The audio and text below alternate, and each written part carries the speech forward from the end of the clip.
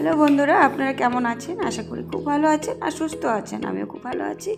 আজকে নতুন একটা রেসিপি নিয়ে আবারও চলে এসেছি আপনাদের সামনে। আশা করি আপনাদের ভালো লাগবে। আজকে হবে চিকেন পকোড়ার রেসিপি। তো বন্ধুরা, শীতকাল, গরম গরম চিকেন পকোড়া আর সাথে থাকবে চা, দুধ চা। ও সন্ধ্যাবেলা একদম জমেই যায়। তো এদিকে দেখুন বন্ধুরা, পুরো রেসিপিটা সঙ্গে থেকে দেখুন। আর এখানে চিকেনগুলো ছোট ছোট করে কেটে ধুয়ে বেছে নিয়েছি। আর কাঁচা লঙ্কা আর পেঁয়াজ কুচিটা নিয়ে নিলাম। আর এখানে নিয়ে নিয়েছি আদা রসুনের পেস্ট। দিয়ে দেবো লেবুর রস। আর লেবুর রস কিন্তু অবশ্যই লাগবে। আর আপনাদের কাছে ভিনিগার থাকলে ভিনিগার দিতে পারেন, আমার কাছে ছিল না, আমি দিইনি। আর দিচ্ছি দুটো ডিম।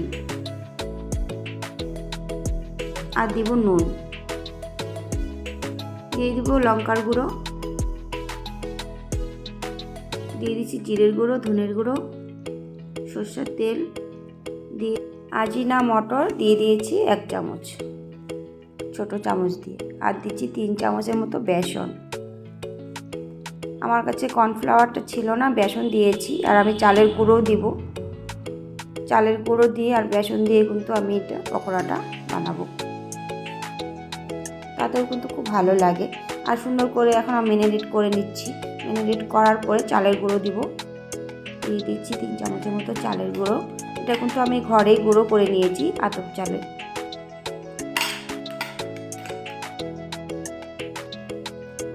আবারও ভালো করে ম্যারিনেট করে নেব চামচ দিয়ে।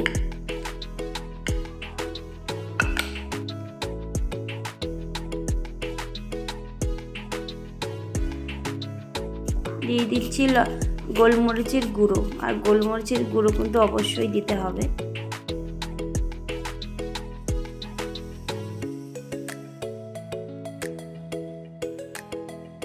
বন্ধুরা, এখানে কিন্তু কড়াই বসিয়ে দিয়েছি। দিয়ে দিব সাদা তেল।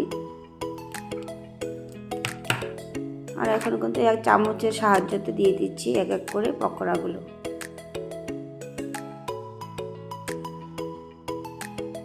আজকে চিকেনগুলো একটু বড় বড় সাইজ হয়ে গেছে। ওই চিকেনের যত ছোট সাইজ করা যায় তত কিন্তু ভালো হয় পকোড়াটা। এখন কিন্তু দেখুন একদম একসাথে উঠে গেছে সুন্দরভাবে। পরে ছেড়ে যাবে এক এক করে। তো বন্ধুরা, আমি একটা খোলা আর কি বানিয়ে দেখালাম, আপনাদের সাথে শেয়ার করলাম। তো অনেকগুলোই দেখেছেন আপনারা। তো পুরোটা কিন্তু আমার লাগেনি, আমি ফ্রিজে রেখে দিয়েছি। আর আমি কিন্তু ম্যারিনেট করে কিন্তু 1 ঘন্টার মতো ফ্রিজে রেখে দিয়েছিলাম। আর এখানে দেখুন গরম গরম সন্ধ্যাবেলা চা আর পকোড়া নিয়ে কিন্তু বসে পড়েছি। তো চিকেন পকোড়া রেসিপিটা কেমন হয়েছে বন্ধুরা অবশ্যই কমেন্ট করে বলবেন। আজকে তো এইখানেই, আপনারা সবাই ভালো থাকবেন।